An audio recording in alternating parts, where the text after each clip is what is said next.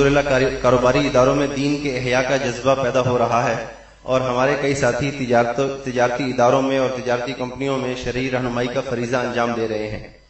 ایسے ساتھیوں کے لیے حضرت کے تجربات کی روشنی میں مفید ہدایات مطلوب ہیں کہ ایسے مواقع کی ترجیحات کیا ہونی چاہیے اور کن موضوعات پر توجہ دینی چاہیے۔ یہ بہت ہی اہم سوال ہے اور اچھا ہوا کہ یہ بات پوچھ لی گئی۔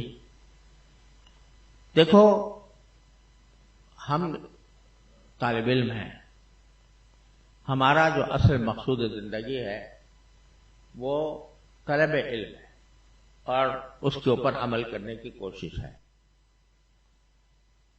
اگر کسی اور مشغلے میں، چاہے وہ کسی تجارتی ادارے میں دینی رہنمائی ہی کیوں نہ ہو، اگر اس کی وجہ سے ہم اپنے مرکز سے ہٹ جائیں تو یہ بڑے گھاٹے کا سودا ہے، نفع کا سودا نہیں۔ اور چونکہ جن اداروں کے اندر ہمارے ساتھی کام کرتے ہیں تو اس میں دنیاوی ترغیبات بہت ہیں، دنیاوی کشش بھی اس میں موجود ہے۔ تو اب یہ دیکھنا ہوگا کہ آیا جو وہاں جا کر خدمات انجام میں دے رہا ہوں تو وہ کسی دینی ضرورت کی بنا پر دے رہا ہوں یا اپنی آمدنی بڑھانے کی غرض سے دے رہا ہوں۔ یہ فیصلہ ہر انسان کو اپنے دل ٹٹول کر کرنا چاہیے۔ اگر وہ آمدنی بڑھانے کے لیے ایک پیشہ اختیار کرنے کے لیے یہ کام کر رہا ہے تو انتہائی خطرے میں، اس لیے کہ وہ اگر فرض کرو جس جگہ جا کر وہ دینی رہنمائی فراہم کر رہا ہے وہاں پر اگر کوئی غلطی ہوتی ہے، اس غلطی پر وہ کھل کر فیما بینہ و بین اللہ اس وقت تک نہیں ٹوک سکے گا جب تک کہ اپنے آپ کو وہ اس بات کے لیے تیار پائے کہ اگر میری بات نہیں مانی جائے گی تو میں اس کام کو چھوڑ دوں گا۔ جب تک یہ جذبہ موجود نہ ہو اس وقت تک یہ مجھے اندیشہ ہے کہ یہ دھوکہ نہ بن جائے۔ اور یہ آدمی اگر اس طرف چل پڑے کہ فلاں جگہ زیادہ مجھے پیشکش ہو رہی ہے، فلاں جگہ زیادہ مجھے آمدنی ہو رہی ہے اور اس کی بنا پر یہ کام کرے تو اس کا مطلب یہ ہے کہ وہ اپنے مرکز کو چھوڑ رہا ہے۔ لہذا میری گزارش یہ ہے، اور یہ میں اپنا ذاتی تجربہ بھی آپ کو بتاتا ہوں کہ میں نے بہت سے مالیاتی اداروں میں کام کیا ہے، بہت خاک چھانی ہے مختلف مالیاتی اداروں کی، لیکن ایک بات الحمدللہ صرف مالیاتی اداروں کی نہیں، میں جب اسلامی نظارتی کونسل کا ممبر تھا اس وقت بھی، جب میں شریعت کورٹ کا یا سپریم کورٹ کا جج تھا اس وقت بھی، ایک بات الحمدللہ میں نے کبھی نہیں چھوڑی، اور وہ یہ کہ جو آمدنی وہاں سے آ رہی ہے اس کو میں نے اپنی نظام زندگی کا حصہ نہیں بنایا۔ یعنی اپنے گھر کا خرچہ میں نے کبھی اسے نہیں کیا۔ گھر کا خرچہ میرا صرف یا تو دارالعلوم کی تنخواہ سے، اور چاہے یا ہمارے جو کتب خانے سے کوئی آمدنی آتی ہے، وہ پہلے اس زمانے میں جب میں اسلامی نظارتی کونسل کا ممبر تھا تو اس وقت تقریباً کالعدم تھی آمدنی، نہ ہونے کے برابر، صرف دارالعلوم کی تنخواہ۔ لیکن اسلامی نظارتی کونسل سے جو مجھے پیسے ملتے تھے میں نے اسلام آباد میں اس کا اکاؤنٹ کھولا ہوا تھا، کراچی میں سے اس کا کوئی تعلق نہیں تھا، اور وہ زیادہ تر خرچ ہو جاتے تھے اسی وہاں کے سفروں کے اخراجات میں۔ اور وجہ یہ تھی کہ اگر مجھے کسی وقت اسلامی نظارتی کونسل سے استعفیٰ دینا پڑا یا مجھے اپنے کسی رہنے کی وجہ فیڈرل شریعت کورٹ یا سپریم کورٹ سے استعفیٰ دینا پڑا تو میرے ذہن میں یہ خیال نہ آئے کہ میرا گھر کا خرچ کیسے چلے گا۔ اس لیے میں نے کبھی ایک روپیہ کبھی اپنے نظام زندگی میں داخل نہیں کیا۔ جتنے بینکوں سے میرا واسطہ رہا وہاں میں جب شروع میں بینکوں سے میں جب وابستہ ہوا تو میرے حاشیے خیال میں بھی یہ بات نہیں تھی کہ یہاں سے کچھ آمدنی ہوگی. ذہن میں ایک تڑپ تھی کہ کسی طرح سود کی لعنت سے ہمیں نجات. میرے حاشیے خیال میں یہ بات نہیں تھی کہ یہاں سے ملے گا کچھ.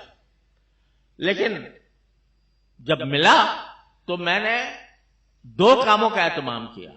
ایک یہ کہ میں نے کبھی کسی سے معاہدہ نہیں کیا کہ اتنے پیسے دو گے کام کروں گا, نہیں اس سے کم کرو گے تو نہیں دوں گا. دوسرا یہ کہ میں نے ساری زندگی اس بات کو اختیار کیا کہ کبھی کسی کو میں اپنا بل بنا کر نہیں دوں گا. کبھی میں جو ماہانہ, مجھے آج تک بھی اگر کوئی مجھ سے پوچھے کہ کس بینک سے ماہانہ کیا ملتا تھا یا سالانہ کیا ملتا تھا, میں اللہ کو گواہ بنا کرتا ہوں, مجھے معلوم نہیں. مجھے نہیں معلوم کہاں سے کیا ملتا تھا, اور اس زمانے بھی نہیں معلوم تھا جب میں وہاں کام کرتا تھا. وہ خود سے آ گیا, وہ میں نے الگ اٹھا کے رکھ دیا. اس کو بھی اپنے نظام زندگی میں شامل نہیں کیا. میرے گھر کے خرچ میں اس کا 1 پیسہ استعمال نہیں ہوا. اس لیے کہ میں الحمدللہ اس اعتماد کے ساتھ میں نے کام کیا ہے کہ اگر میری بات کسی وقت نہیں مانی گئی تو میں اس کو ٹھوکر مار کر الگ ہو جاؤں. اور ہو گیا بہت سے مواقع پر, جہاں پر کہ یہاں میں اس کے اوپر بھروسہ نہیں کر سکتا, میں نے بلا تعمل وہاں سے اس کے ادارے کو چھوڑ دیا. اور کبھی میں نے کوئی بل نہیں دیا کہ بھئی میرا اتنا بل بنتا ہے. یہ حالانکہ وہاں عام رواج یہ ہے کہ ملتا تھا, لوگ بناتے تھے, انوائس بناتے تھے, انوائس بھیجتے تھے. میں نے نہیں کیا. کہیں سفر میں جانا ہوا تو کبھی میں نے ٹی اے نہیں لیا, ٹریول الاؤنس یا ڈیلی الاؤنس, کہ بھئی وہ پیسے دے دو, تم خود جا کر اپنا ہوٹل تلاش کر لو اور خود ٹیکسی کر کے چلے جاؤ, اتنا تمہیں روزانہ دیا جائے گا, اتنا تمہیں جو ہے ٹریول الاؤنس دیا جائے گا. میں نے ہر جگہ یہ کہا کہ جس کو میری کی ضرورت ہے وہ خود آئے, مجھے لے کر جائے, خود میرے قیام کا انتظام کرے.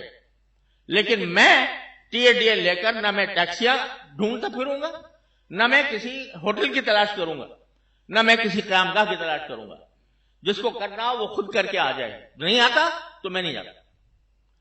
یعنی تاکہ ایک شریعہ ایڈوائزر کا, شریعہ کی بات کرنے والے کا اتنا وقار ہونا چاہیے کہ وہ لوگوں سے ٹی اے مانگتا نہ پھرے. تو یہ باتیں تھیں جس پر جس اللہ تعالیٰ نے دل میں ڈالی. مجھے کوئی سمجھانے والا بھی نہیں تھا.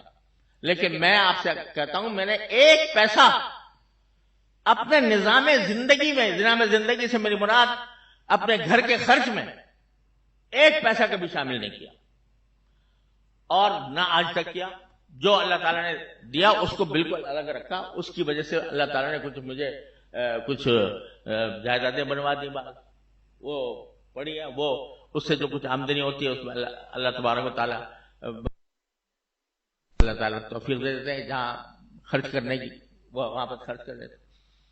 تو پیشے کے طور پر میری گزارش یہ ہے, میری نصیحت یہ ہے کہ اس کو پیشے کے طور پر اختیار رکھیں, خدمت کے طور پر اختیار کریں, اور جہاں دینی مصلحت میں اور اس پیشے میں تعارض ہو جائے وہاں بلا تأمل اس کو چھوڑ کر دینی تقاضے پر عمل کریں. یہ میری نصیحت ہے.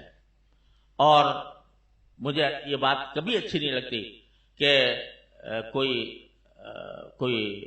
ہمارا طالب علم یا ہمارا ساتھی دین کی خدمت کر رہا ہو, جو دین کی خدمت کر رہا ہو, وہ سودا بازی کرے کہ بھائی اتنے پیسے دو گے تو آؤں گا, نہیں تو نہیں آؤں گا. سودا بازی کرے, کوئی نہیں دیتا, یعنی جو اللہ تعالیٰ اس کے ذریعے دے دیتا ہے وہ اس کی عطا ہے.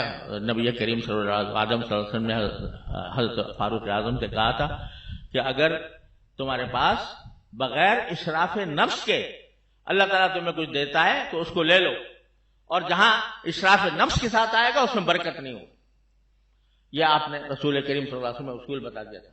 اس اصول پر عمل کرتے ہوئے اگر کام کریں گے تو اس میں برکت بھی ہوگی، اس سے اصلاح بھی ہوگی، اور انشاءاللہ آخرت کا سامان بھی ہوگا.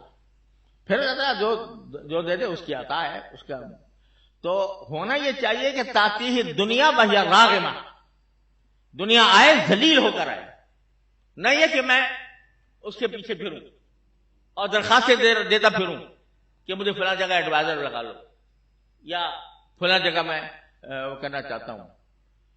جو جس کو ضرورت ہو وہ رابطہ پیدا کرے اور اس میں کسی اپنے اس کو پیشہ سمجھ کر اختیار کرے، ایک خدمت سمجھ کر اختیار کرے، اور اتنے استغنا کے ساتھ اختیار کریں کہ جہاں یہ اندیشہ ہو کہ میری دین کی بات کو قبول نہیں کیا جا رہا یا قبول نہیں کیا جائے گا، اس سے علیحدہ ہونے میں ایک لمحہ تردد نہ ہو. اس طرح کریں گے تو انشاءاللہ اس میں برکت بھی ہوگی اور اس سے فائدہ پہنچے گا. اللہ تعالی ہم سب کو اس کی توفیق عطا فرمائے.